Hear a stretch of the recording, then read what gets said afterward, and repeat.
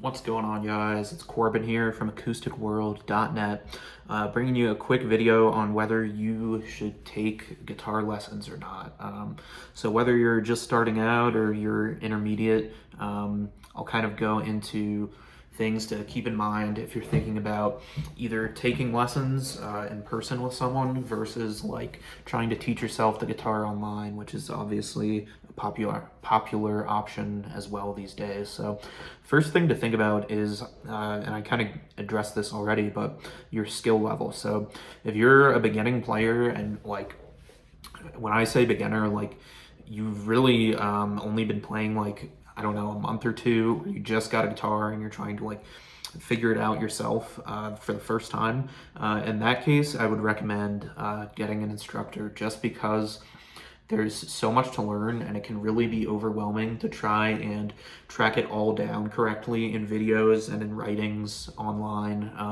And these are just the smaller things that once you've been playing guitar for 6 months or so, you don't even think about anymore. But when you're a beginner, they can be really awkward. So this is everything from like calluses on your fingers, how you position your hand when you're fretting things, how you hold and angle your pick, how you angle the guitar when you're sitting or standing to practice. All these kind of things that like, if you're, when you try to learn the guitar online, a lot of people are just past that stage, and they haven't really, a lot of people teaching online haven't necessarily like taught someone who's completely new to the guitar, like 100% new in person. So they're not necessarily going to address those things. Like, here's how to hold the pick, here's how hard you should pick a note, here's how hard you should strum, here's how you should angle your hand to prevent getting wrist pain, here's how to angle your hand for a bar chord. These are kind of like really subtle things, but they're all really important, and they're all potentially really overwhelming to try and teach yourself when you're first starting out. So I would say if you're brand new, consider getting a teacher for like at least the first 1 to 3 months, at the very least, just to learn those things. Because I think those are you'll get the most bang for your buck in terms of benefits from learning those kind of things in person. And then once you sort of are out of that 100% beginner stage, and you're at the point where you can basically just play comfortably and correctly without like hurting yourself or feeling super awkward or like you're doing something wrong, at that point it's pretty easy nowadays to teach yourself through the power of the internet, just to teach yourself songs, teach yourself licks, all that kind of stuff.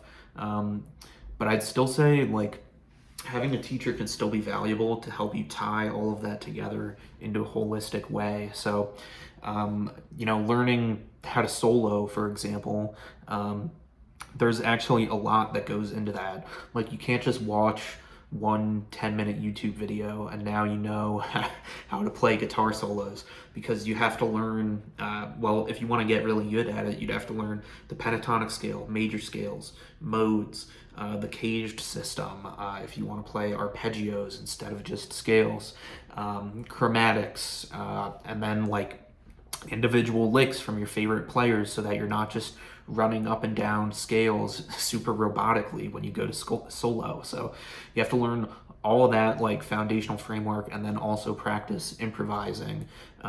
So even then, if that's like, I would say if you have like a really specific but broad goal that you're trying to work on, a teacher can be valuable too. So like I've done this in the past where, not for soloing, but for fingerstyle playing, I hired a teacher, even though I'd been playing for like 2 to 3 years, because I just found that I wasn't getting anywhere trying to teach myself it online. There's a million different patterns for finger picking, and I couldn't figure out which one to start with. I couldn't figure out which one was actually the one to use for like the style of music and the players that I liked, because there's blues finger picking, like, and then there's like James Taylor's fingerpicking, which is completely different from the way anyone else does it. And then there's Travis style, and you can use a thumb pick or you cannot use a thumb pick. Like, it's all this kind of stuff. So if you're kind of if you have a really specific goal that is kind of really broad and has a lot of steps along the way, then I'd say a teacher can be really valuable.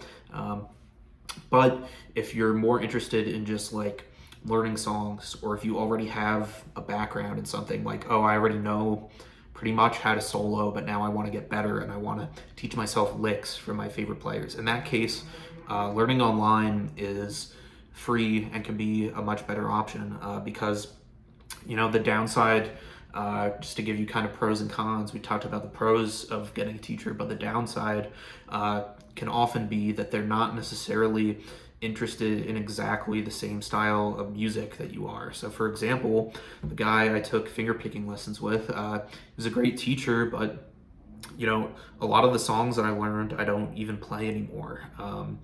Or a lot of the songs that he used to teach me how to fingerpick are like not really songs that I would have been interested in. I would have much rather learned James Taylor or John Prine songs rather than, you know, the kind of things that we ended up working on. So it's actually pretty rare, since like taking in-person lessons is limited to your geographical area, which is kind of another downside. It can be difficult to find someone who has the same exact interests as you. So and that's a tip too. If you do find a teacher, at least try to find someone who is like has somewhat of the same musical influences and interests as you do, because otherwise you're not going to align on things, and they're going to give you things to practice, and you're going to be like, I don't even care about learning this. Like, I don't even like this song or this kind of music, which has happened to me in the past. So those are just my experiences with teachers and things to keep in mind if you're considering hiring a teacher, again, for a specific goal, or if you're just starting out, then I do recommend getting one.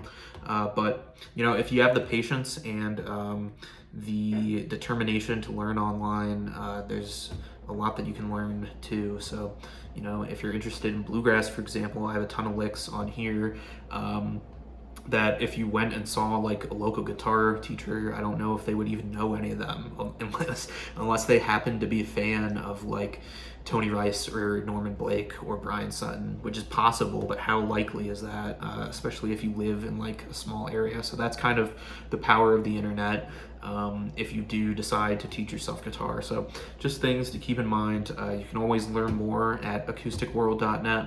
I do have some lessons here on the channel too, and I also have a free guide with 100 songs with video lessons, chords, and tabs. If you're looking to teach yourself songs, that's pretty much the ultimate resource I've found, which is why I kind of made it.